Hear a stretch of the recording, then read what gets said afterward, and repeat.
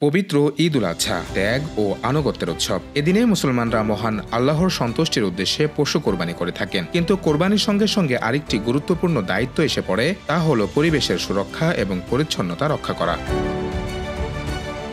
ঈদের পরবর্তী সময়ে অনেক জায়গায় পশুর বর্জ্য যত্রতত্র পড়ে থাকতে দেখা যায়। এর ফলে সৃষ্টি হয় বিশ্রী দুর্গন্ধ, বাড়ে মশা মাছির উৎপাত এবং মারাত্মক স্বাস্থ্য ঝুঁকি। অথচ একটু সচেতন হলেই আমরা নিজেদের পাশাপাশি সমাজ ও পরিবেশকে রাখতে পারি পরিষ্কার ও স্বাস্থ্যকর। হাদিসে এসেছে পরিচ্ছন্নতা ঈমানের অঙ্গ, তাই কোরবানির পর বর্জ্য পরিষ্কার করাও একটি ইবাদতের অংশ। চলুন জেনে নেই কোরবানির পর বর্জ্য কিভাবে সঠিকভাবে পরিষ্কার করবেন। প্রথমত, পশু জবাইয়ের পর জমে থাকা রক্ত দ্রুত সরিয়ে ফেলুন। রক্ত সরাতে প্রচুর পানি ব্যবহার করুন। এরপর ব্লিচিং পাউডার, স্যাভলন বা ডেটল মিশ্রিত পানি দিয়ে জায়গাটি পরিষ্কার করুন। এতে দুর্গন্ধ কমে এবং রোগবাহী জীবাণু ছড়ানোর ঝুঁকি হ্রাস পায়।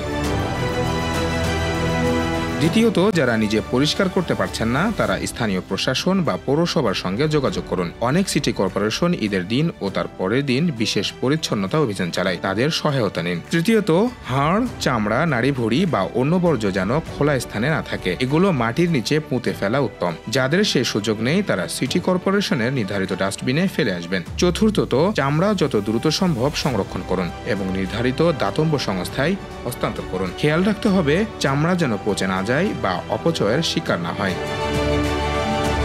কোরবানির মাংস ভাগাভাগির মতোই কোরবানির বর্জ্য ব্যবস্থাপনাও সমান গুরুত্বপূর্ণ। রাস্তাঘাটে বর্জ্য ফেলে রাখা আদবের পরিপন্থী এবং প্রতিবেশীদের জন্য কষ্টদায়ক। তাই আসুন আমরা সবাই সচেতন হই, ঈদের আনন্দ ছড়িয়ে দেই পরিচ্ছন্নতা বজায় রেখে। মনে রাখবেন, পরিচ্ছন্নতা শুধু সামাজিক দায়িত্ব নয়, বরং আমাদের ঈমানেরই অঙ্গ।